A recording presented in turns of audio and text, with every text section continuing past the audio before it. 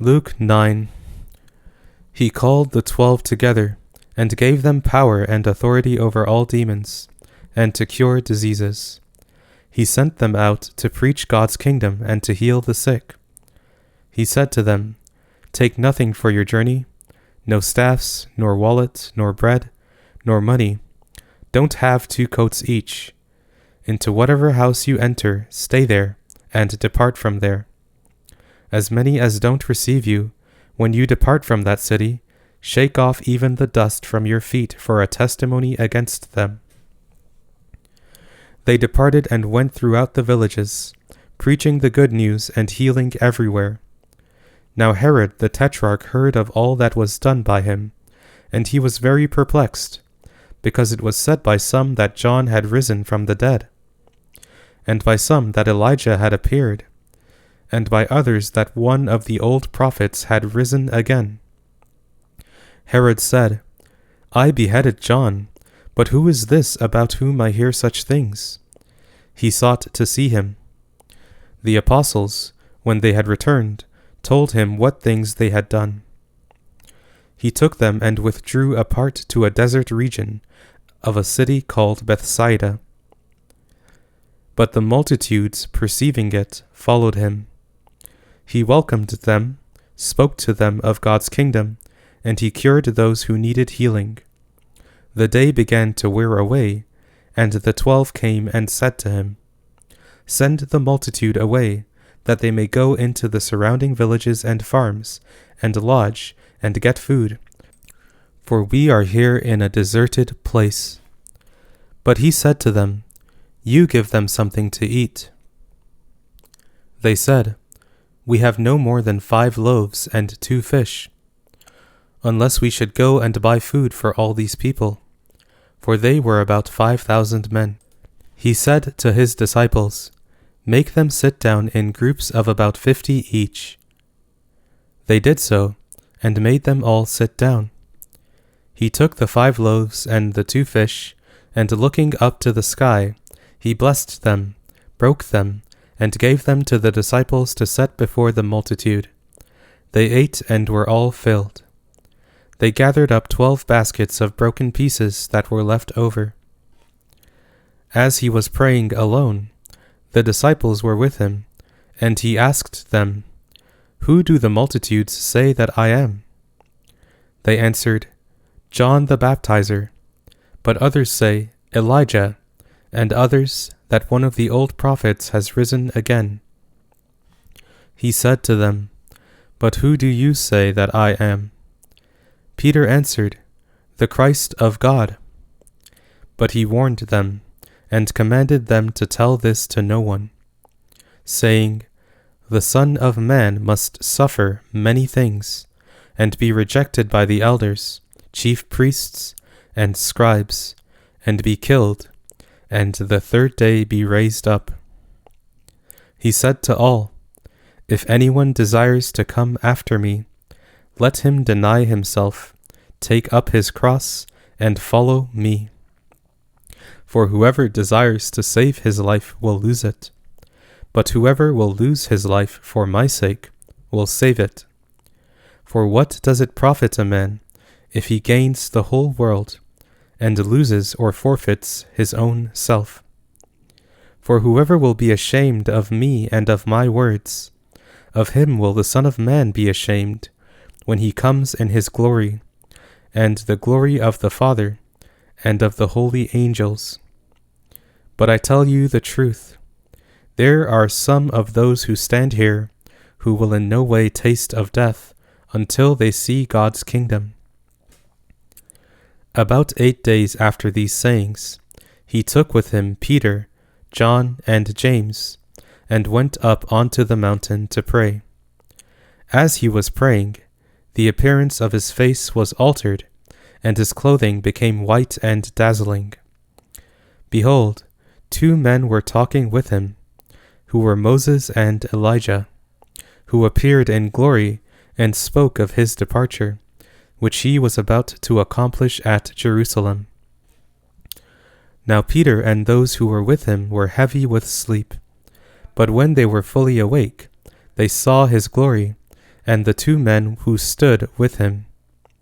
As they were parting from him, Peter said to Jesus, "Master, it is good for us to be here. Let's make 3 tents, one for you, one for Moses, and one for Elijah," not knowing what he said. While he said these things, a cloud came and overshadowed them, and they were afraid as they entered into the cloud. A voice came out of the cloud, saying, "This is my beloved Son, listen to him." When the voice came, Jesus was found alone. They were silent, and no one in those days any of the things which they had seen.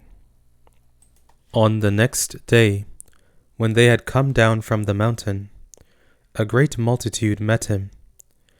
Behold, a man from the crowd called out, saying, "Teacher, I beg you to look at my son, for he is my only child. Behold, a spirit takes him. He suddenly cries out, and it convulses him so that he foams. And it hardly departs from him, bruising him severely. I begged your disciples to cast it out, and they couldn't."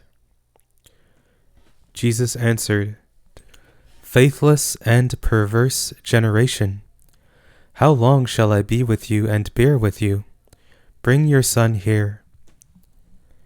While he was still coming, the demon threw him down and convulsed him violently.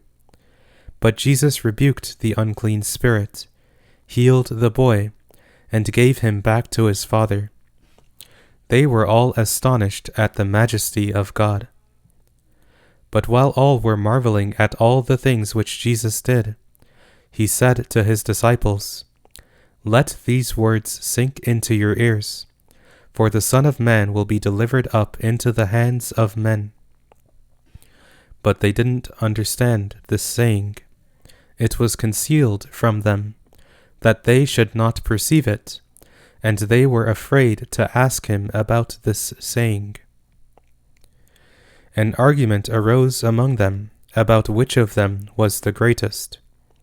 Jesus, perceiving the reasoning of their hearts, took a little child and set him by his side, and said to them, "Whoever receives this little child in my name receives me. Whoever receives me receives him who sent me. For whoever is least among you all, this one will be great." John answered, "Master, we saw someone casting out demons in your name, and we forbade him, because he doesn't follow with us." Jesus said to him, "Don't forbid him, for he who is not against us is for us." It came to pass, when the days were near that he should be taken up, he intently set his face to go to Jerusalem, and sent messengers before his face. They went and entered into a village of the Samaritans, so as to prepare for him. They didn't receive him, because he was traveling with his face set toward Jerusalem. When his disciples, James and John, saw this, they said, "Lord, do you want us to command fire to come down from the sky and destroy them, just as Elijah did?" But he turned and rebuked them. "You don't know of what kind of spirit you are, for the Son of Man didn't come to destroy men's lives, but to save them."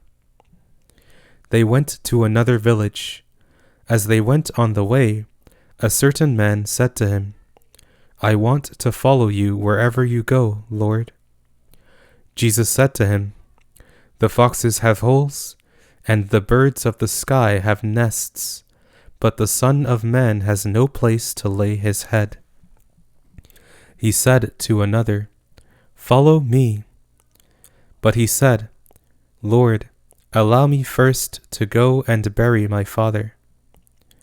But Jesus said to him, "Leave the dead to bury their own dead, but you go and announce God's kingdom." Another also said, I want to follow you, Lord, but first allow me to say goodbye to those who are at my house." But Jesus said to him, "No one, having put his hand to the plough and looking back, is fit for God's kingdom."